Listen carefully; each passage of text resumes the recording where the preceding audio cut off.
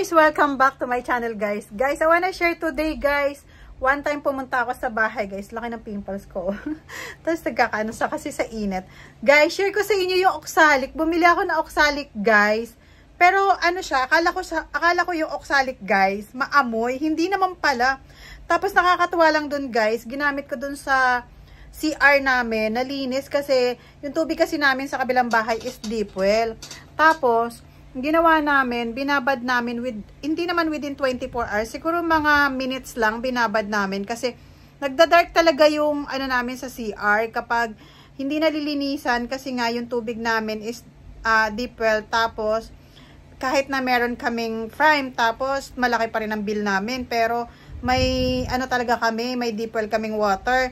Tapos hindi siya na ano, tapos ang maganda lang doon guys, pakita ko sa inyo. Ang galing guys, nalinis ka agad yung CR namin. Mga ilang minutes lang natanggal. Try nyo guys, ano, sabi nila scary daw yun gamitin.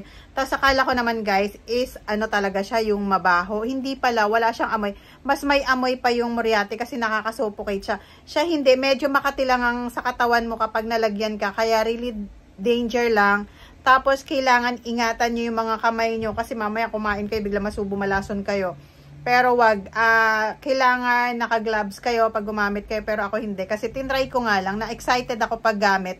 Tapos, ang nangyari doon guys, pagtingin ko, wow, ang linis na rin talaga. Kasi nga nahihirapan kami lagi dun sa ano namin. So, ganoon ang ginagawa namin. Yun nga lang kapag nalagyan ka ng konti, makati talaga sa skin mo. Super danger din. So, kailangan mo lang talaga mag-ingat dun. So, yun lang guys yung masishare ko sa inyo. Yung oxalic, napakaganda gamitin pala sa mga stain. Kahit sa mga damit pala, pero kailangan kasi yung damit mo, anuhin mo talaga, aanlawan mo siya na maigi kapag lalagyan mo yun. Pero, guys, sabi ko sa inyo, maganda talaga siya. Mabilis siya panglinis, hindi ka mahihirapan. Try nyo rin yan guys, yung oxalic. Maganda siya guys. Guys, so nandito ako sa kabilang bahay. Maglalagay ako nito ng oxalic. Pero guys, masyado lang tong nakakatakot gamitin. Kasi nga, makati siya sa katawan kapag ginamit mo to. Pero maganda siya sa mga CR kasi yung oxalic na to, maganda siya sa CR kasi tinry ko, nawawala ka agad yung mga dumi-dumi. Tapos, pakita ko sa inyo mamaya kapag nilagyan ko na yung CR. Tapos, hindi katulad nung sa muriatic kasi nga masyado siyang maamoy. Ito naman hindi guys. So, maganda siya gamitin. So, pumunta ako dito sa isang bahay namin kasi nga, laging madumi yung CR nila. So, nagdala ako nito para gamitin doon. Papakita ko sa inyo kapag nagamit ko na to kasi nga, promise guys, maganda siya oxalic. Pero very, very dangerous lang to kasi makati sa katawan. Pero hindi naman siya maamoy. Pero maganda siya gamitin sa mga stain. Nawawala yung mga stain nung mga sa CR. Tapos sa mga ano, lababo, nawawala. So let's go guys, samahan nyo ako paglagay. Papakita ko sa inyo maglagay. Kaso lang pag naanuhan ka ng konti, kasi kanina pawis na ako. Guys, pasensya na kayo sa mukha ko kasi kanina pa ako sa labas. So, eto, dinala ko talaga to sa mga alaga ko dito sa kabilang bahay kasi para at least magamit nila. Kasi yung muriatic kasi nasusuffocate daw sila. So, eto, tinry ko na siya. Maganda siya sa CR. Tapos, ang maganda lang sa kanya, hindi siya maamoy. Pero dangerous pa rin talaga siya sa mga ano, sa katawan mo. Huwag ka lang magkaroon ng ano kasi medyo makati talaga siya.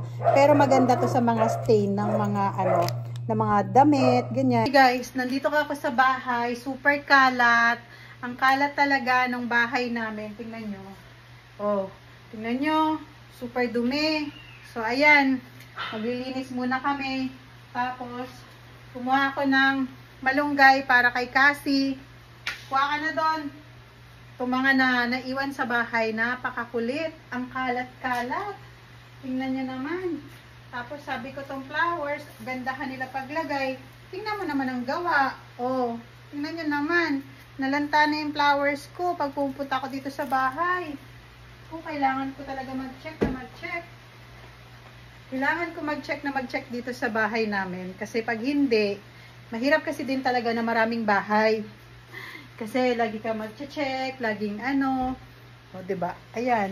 Tingnan mo. Yung isa na yan. Kulangot na yan. Kanina pa ako dito. Pero hindi pala nagsasabi na nandiyan pala yan. Nuggets. Hoy. Ayusin mo na, baka bugbugin kita. Pero pa-nuggets pa yan. Ito guys, sobrang andumi talaga. Kasi ganyan talaga yung mga pamangkin ko dito. Kadiri, diba? So, ganyan yung ano nila. Kasi, ang tubig kasi namin dito is, deep well, kaya ganyan. So, tingnan natin, lagyan natin ng konti, tapos makikita nyo kapag maganda na yon. Guys, ng oxalic, medyo stain lang natin yan. Tapos, siguro mga ilang minutes, makikita na natin yung dumi. So, parang scary nga lang. So, dahan-dahan lang pag ilalagay. So, yan talaga maganda siya, oh. O, diba? Nagkaroon na siya ng, yan, medyo magiging malinis yan sa, magiging malinis na siya. Ayan, nag-light na siya. So, kailangan ibabad muna natin ng konti siguro para at least medyo ayan, no. So, maganda siya. Yun nga lang medyo makati. So, kailangan yata ibabad natin ng konti. Pero, ayan, nag-light na siya. Tapos, mamaya papakita ko sa inyo kapag maputi na yan. So, kailangan lang siguro ibabad ng maigi. So, diba, nag-light na siya. Pumuti na siya, guys. At least wala siyang amoy kapag nilagay mo. So, kailangan yata ibabad ng maayos. Kasi nakakatakot lang siya kapag, kasi nga, makati siya sa skin. So, yun lang na-feel ko sa kanya. Medyo makati siya sa skin, pero nag-white na siya, diba? Oh, kanina super dumi yan. So, kailangan lang siyang, kesa moriatic ilalagay natin, medyo maamoy. Pero ito, hindi. Lilinis talaga siya, guys. Kailangan lang siguro talaga yan, no. O, nakita nyo na, diba? Sobrang malinis. Guys, yung oxalic na to, maganda siya sa CR, saka sa mga stain ng damit. Napakaganda niya. Guys, so nandito ako sa kabilang bahay. Maglalagay ako nito ng oxalic. Pero, guys, masyado lang tong nakakatakot gamitin kasi nga, makati siya sa katawan kapag ginamit mo to. Pero, maganda siya sa mga CR kasi yung oxalic na to, maganda siya sa CR kasi tinry ko, nawawala ka agad yung mga dumi-dumi. Tapos, pakita ko sa inyo mamaya kapag nilagyan ko na yung CR.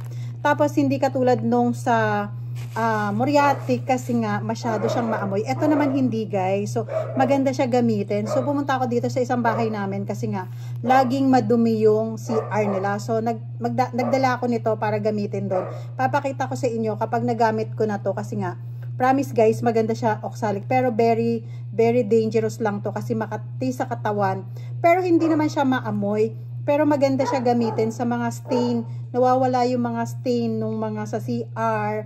Tapos sa mga lababo, nawawala. So let's go guys, samahan nyo ako paglagay. Papakita ko sa inyo maglagay. Kaso lang pag naanuhan ka ng konti, kasi kanina pawis na ako. Guys, pasensya na kayo sa mukha ko kasi kanina pa ako sa labas. So, eto, dinala ko talaga to sa mga alaga ko dito sa kabilang bahay kasi para at least magamit nila.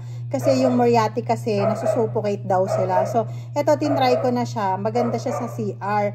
Tapos, ang maganda lang sa kanya, hindi siya maamoy. Pero dangerous pa rin talaga siya sa mga, sa katawan mo. Huwag ka lang magkaroon ng kasi medyo makati talaga siya.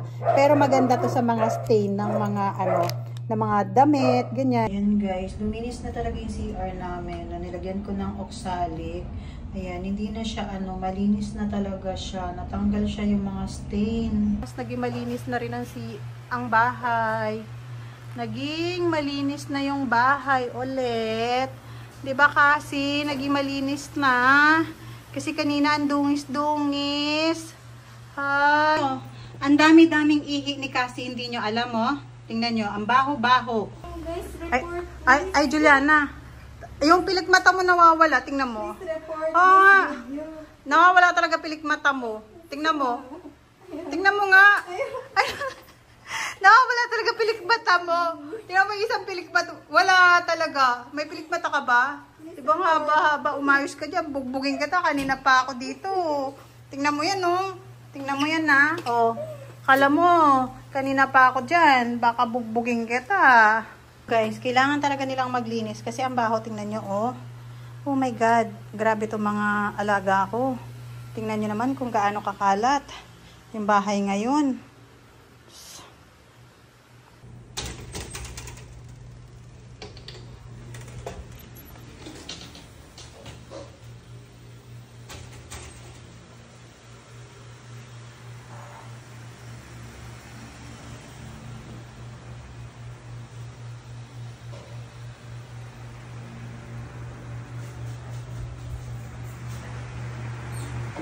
Malinis. Daming rice. Ito na lang. Malinis na. Malinis na. Kasi makukulit ang mga tao na to. Napakakulit. Ano bubuhatin ko sa labas? Ay, yung kamuting kahoy. Ano ang bubuhatin mo? Kahoy. Ano kahoy? Bigas?